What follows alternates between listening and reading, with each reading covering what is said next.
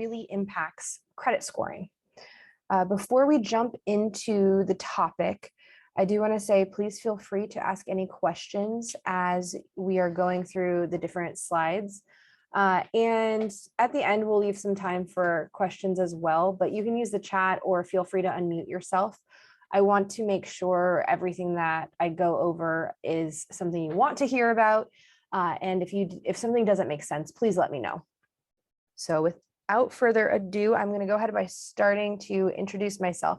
So my name is Ivory Becker. I own Insight Strategies, and we are a credit repair organization and also a credit education company as well. So our biggest focus is making sure that professionals and then consumers understand how the credit scoring system works, understand the complexities of the credit scoring algorithms, and then can use that information for different lending opportunities. And we also help people who have suffered with credit damage to repair that damage so they can move forward and not have that damage follow them for 7 years. So my background is spending over a decade in the banking industry and dealing directly with regulators like the Consumer Financial Protection Bureau to understand the default process and basically deal with a lot of the fallout from the subprime mortgage crisis. So I use that background and that history in the organization I have now, Insight Strategies. And like I said, our goal is not just to repair credit, but also to make sure we're paving a path to financial freedom by turning credit into an asset. So, all right. We're going to start off by talking about credit scoring models. There are multiple different models when it comes to credit scoring. We have what's known as the Vantage model and the FICO model. A lot of individuals aren't aware that there are two different scoring systems.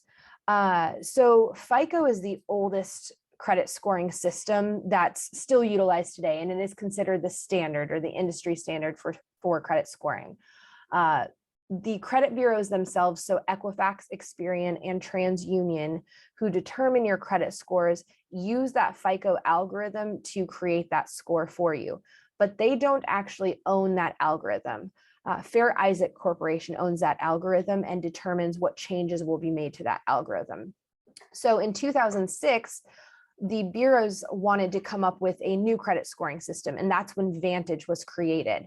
So the Vantage credit score is what you will see when you go onto different apps or websites like Credit Karma, Credit Sesame. There are many resources out there with Vantage scores because Vantage scores are free. Unlike FICO scores, you almost always have to pay for a FICO score, with the exception of Experian's website offering the Experian score to consumers free of charge. But places like Credit Karma are using that different scoring system, and Vantage scoring has factors that FICO scoring does not. And this can cause big disparity in the scores that are seen. So often when a individual goes to apply for something like a mortgage or an auto loan, they think the credit score is, let's say, for example, 700 on Credit Karma. And then when you apply for that auto loan or that mortgage, your score comes back at a very different level. It could be less than that 700, or it could be higher than that 700. Most often we find that it is less, or a lower credit score. Any questions at all about Vantage scoring or the differences between Vantage and FICO? We're going to dive into the details of FICO next. Okay. Go ahead and move on here. FICO itself is like I said, the main credit score that's used to determine that range. And the range for FICO scores are 300 to 850. So your FICO score is based on determining whether you are what's known as credit worthy. Credit worthiness essentially means what level of risk are you to a financial institution? The higher that credit score, the lower the risk. The lower that credit score, the higher the risk. So somebody with a lower credit score is going to have less favorable terms, may have additional fees or lower credit limits that are offered to them due to having a lower credit score. What is less common knowledge is that there are actually different versions of FICO, and you can see that here on the screen. So what we see is categorized, we see at the top Experian, Equifax, and TransUnion, and then the blue text is showing the different versions used in different industries. So the very first versions of FICO, which were 2, 3, 4, and 5, are known as FICO Classic. FICO Classic, if you look towards the bottom of this chart, you will see is used in mortgage lending still today.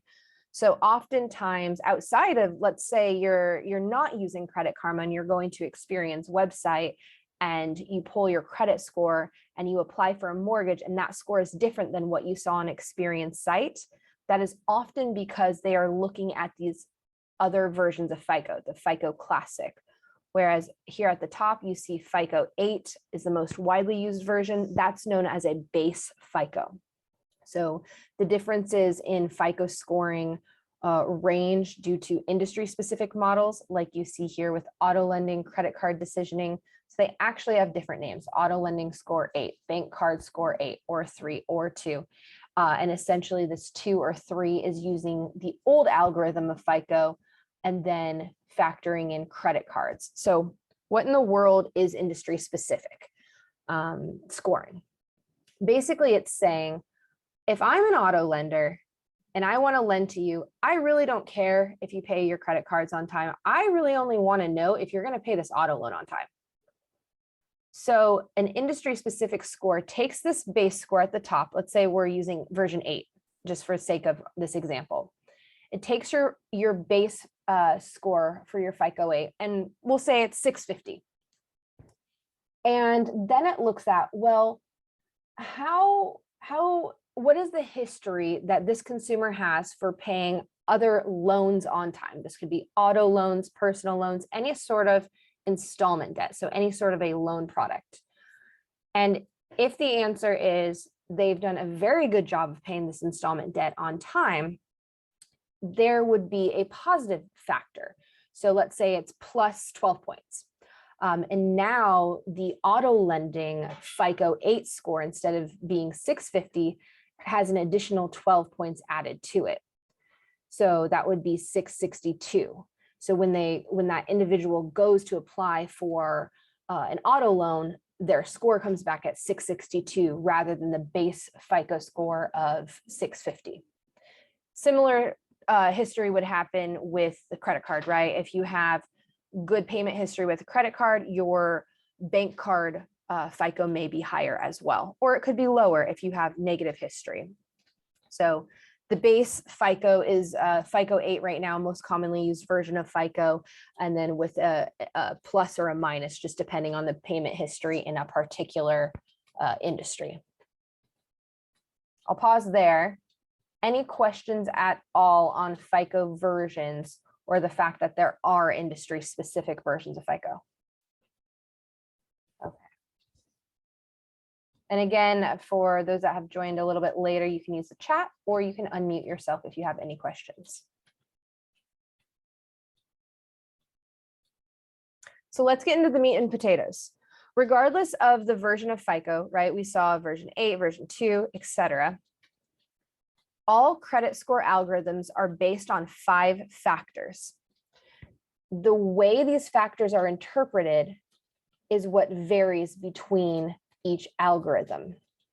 And I'll give you an example.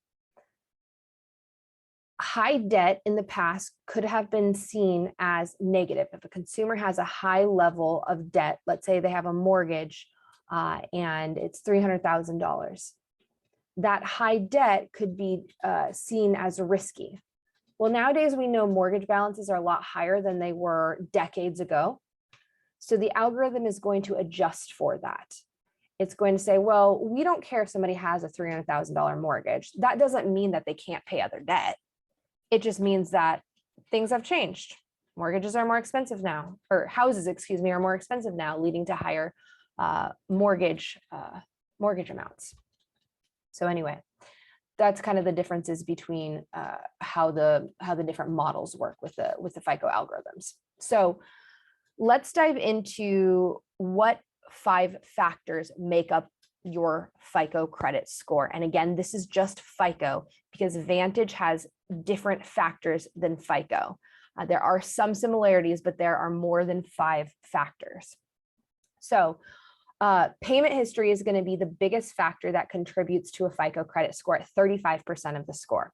So this is looking at what's obvious, right? Making your payments on time, or if you have had a past due payment, that is now factoring in and adversely impacting the credit score or lowering the credit score. So payment history is the biggest overall factor at 35%. The second biggest factor is the capacity and amount owed, also known as utilization. And we're going to dive into each of these factors in more detail in upcoming slides here. So credit utilization is 30% of the credit score.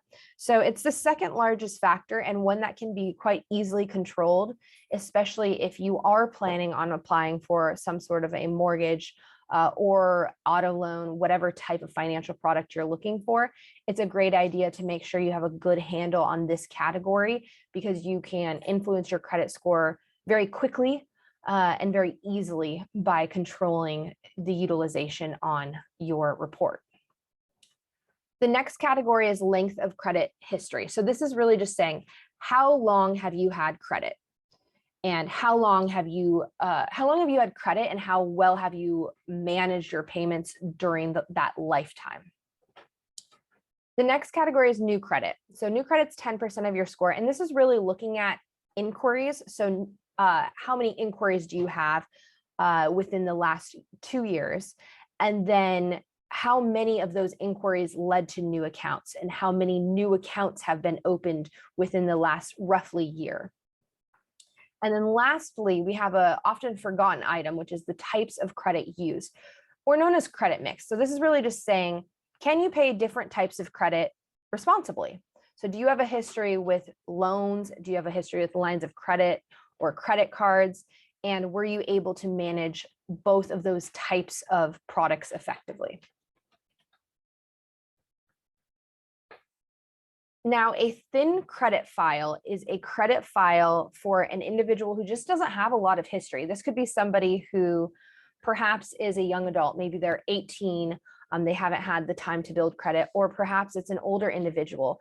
It's very common for the elderly to no longer have a credit score because they haven't extended new credit in so long that history has fallen off the credit report. Credit history stays in the report for 10 years when it's positive and 7 years when it's negative. So it can fall off over time after, I should clarify, 10 years after the account is closed. It would stay on the credit report if it is positive history. So a thin credit file can be seen you can think of it almost as equal as a negative credit file, but it's easier to fix than negative credit history. And the reason why a thin credit file is a negative thing is because it's lacking information, it's lacking data. So a creditor cannot say whether or not you are a risk to them to lend to. So often you can be treated quite similarly to somebody who has negative credit because there's no history for basing their lending decision, meaning they may extend lower credit limits, or you may have to put down a deposit or have a co-signer for different types of debt. It also can lead to volatility in your credit score. And what does that mean? So if you have a thinner credit file, and let's say you have a credit card, maybe you only have one credit card.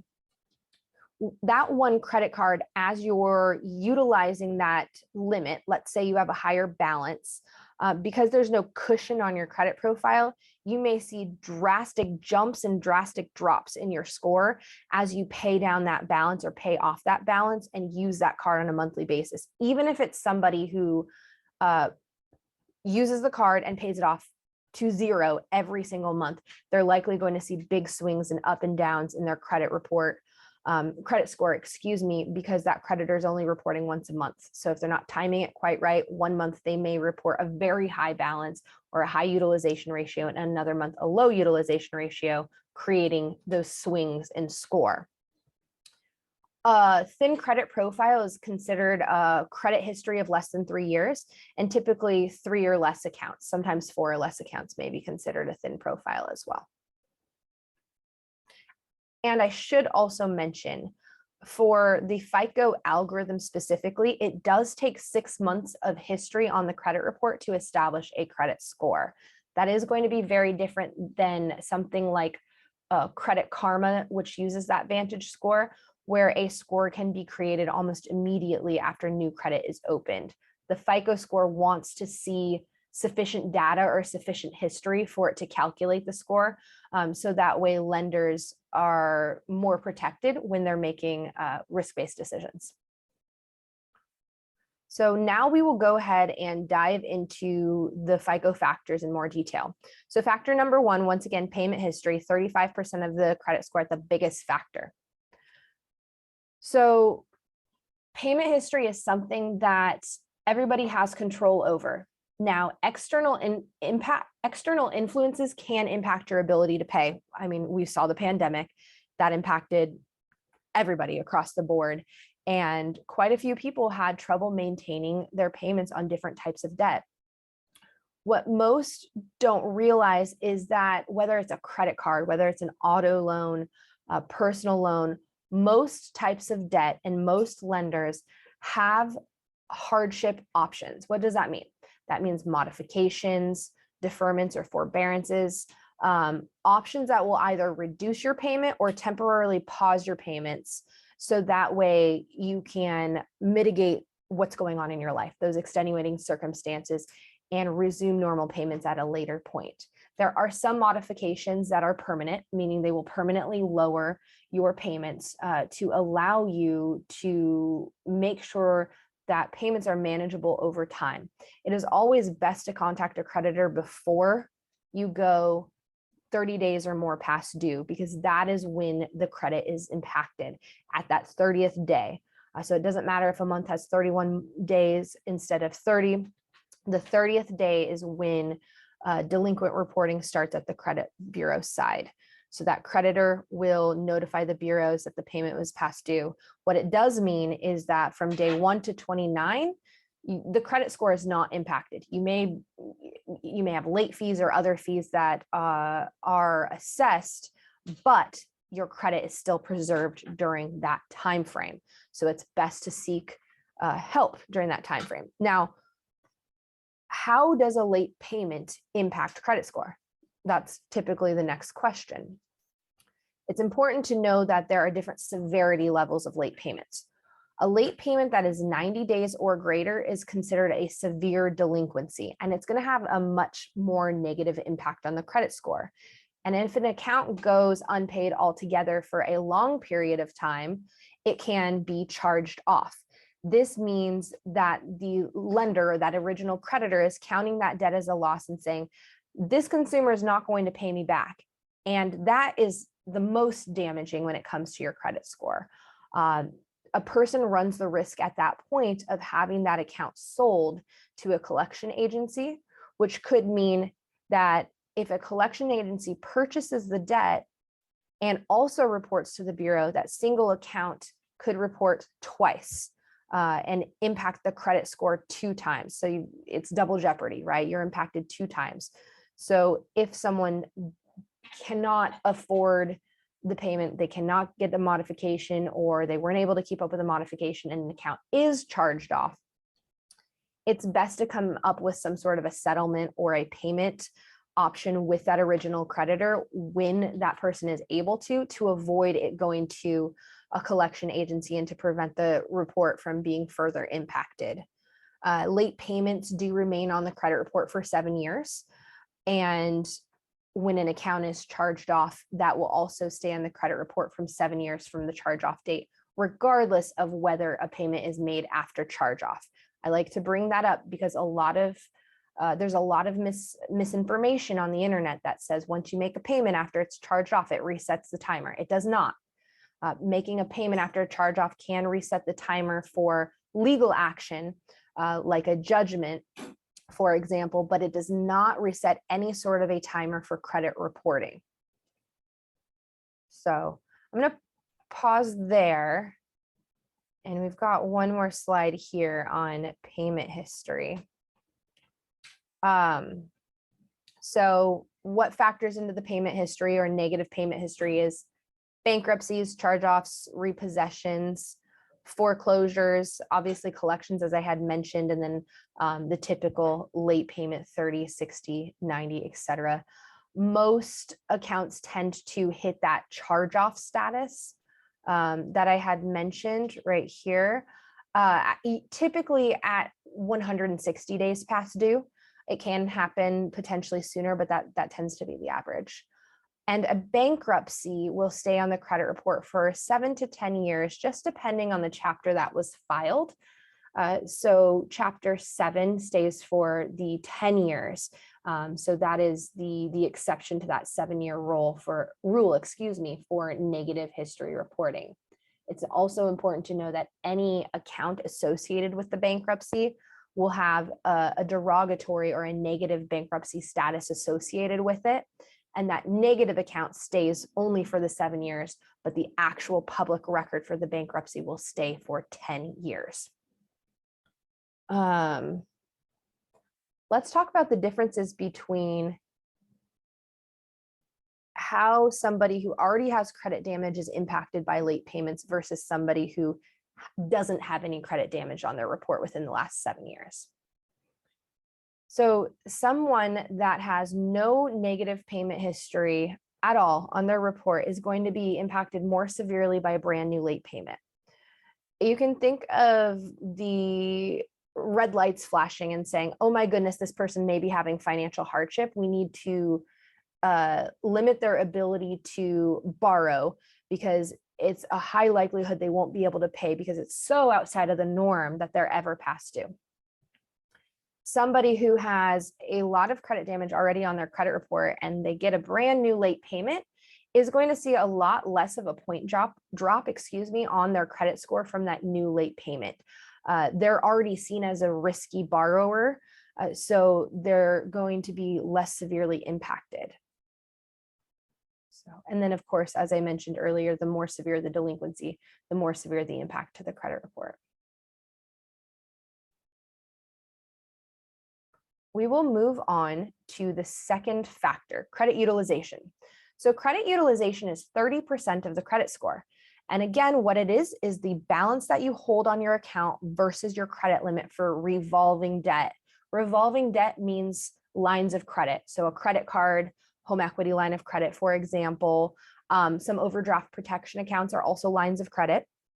So that balance that you carry divided by the credit limit, or basically looking at the difference between the credit limit and that, the balance and that credit limit is going to factor into your credit score. So it's something you can control, but what most people are not aware of is exactly why timing matters when you make payments. So your creditor, let's say you have a credit card with Chase. Oh, look, the Chase Freedom right here. Let's say you have that Chase Freedom card and you have a credit limit of $2,000 and you use that $2,000 every month and then you pay it off at the end of the month. Well, Chase is only going to tell the bureaus, Equifax, Experian, and TransUnion, what your balance is on a particular day, 1 day per month. And that day is typically a couple of days before the statement date that you will see on your statement. So you can look at a statement, you'll see that statement date.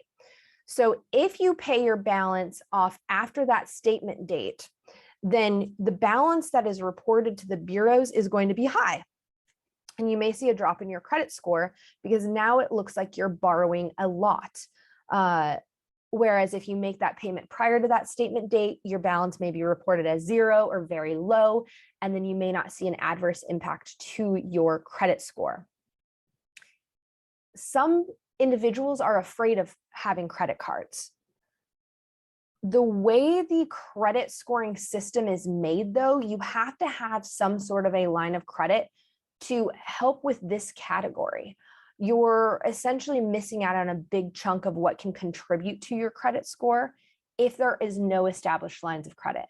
And it doesn't mean you need to go nuts and use your credit cards constantly to benefit from it, but it does mean to have the best credit score possible, you will have to have some sort of an extension of a line of credit, not only for credit utilization, but for some of the other factors as well. So those are the basics of utilization in general. And I'm going to go ahead and move on to the next factor. But again, I will have time at the end for additional questions. So length of credit, which is 15% of your credit score, is the next piece. So this is the average age of all of the accounts in your credit report. So the longer your history and the longer that positive history on your credit report, the more trustworthy you are looked at as far as lenders. They've got more data. The algorithm has more data to say this person has a great history of always making sure they pay things on time. So a thinner credit file without a lot of history is going to be adversely impacted by this category.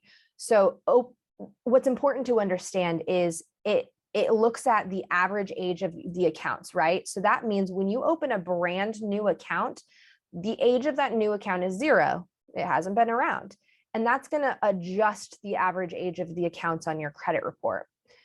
Similarly important is understanding that when you close an account, you may see an adverse impact in this category because open accounts are more heavily factored into the credit score because they're continuing to accumulate data.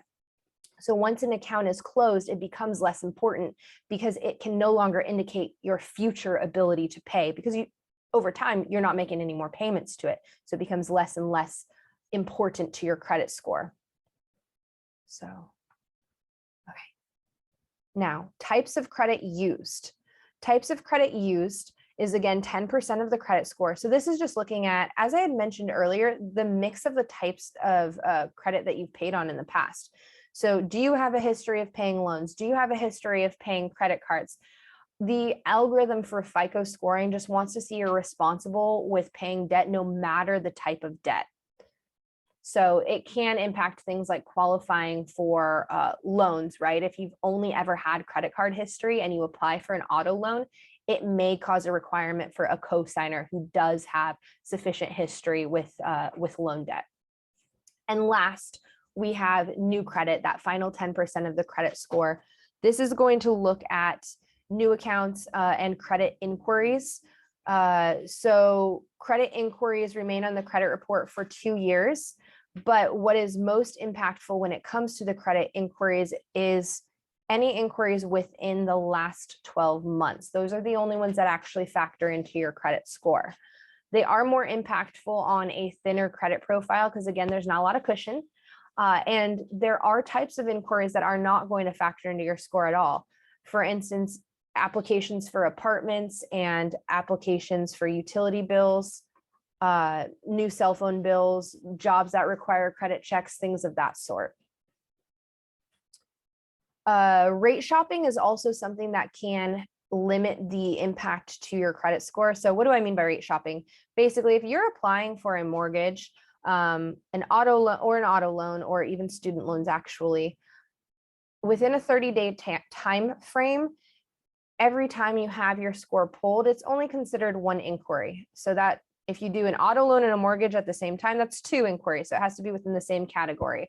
But I will say auto loans are something that I tend to see a lot of fear over when you go to a dealership and they run your credit at 10 different banks and credit unions, and you see all of a sudden 10 inquiries on your credit report. Don't panic.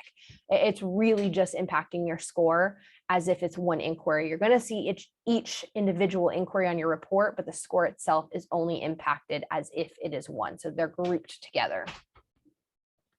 Okay. Oh, I guess I didn't mention new accounts. We kind of mentioned it on the prior slide. But again, when you first open a brand new account, there's not a lot of data on it, not a lot of history. So you may see a small decrease in your credit score just until you build up payment history. Okay, so those are the 5 FICO factors. And then I will go back here to the main page. Oh, here we go. So these are the 5 FICO factors that have an impact on the credit score itself. Now, there's a lot more that you can learn about these factors, and today we really just touched on the surface level. But if you have any questions about your credit report in particular, or specific scenarios, and you're not comfortable with asking those questions here today, you can reach out to me directly. Phone number is here on the screen. You also can sign up for a consultation, so we will review your credit report with no obligation to move forward with us. And then there's my email as well.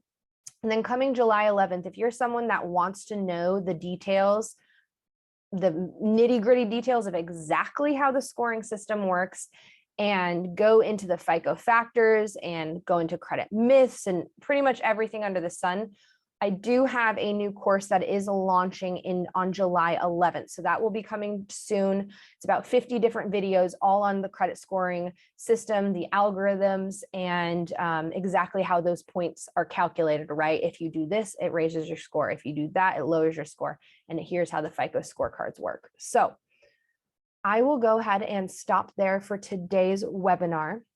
We will have several other webinars in the future. We do them at least once a month on different topics. But if you have any questions now, feel free to ask away. And if not, then it was a pleasure chatting with you today.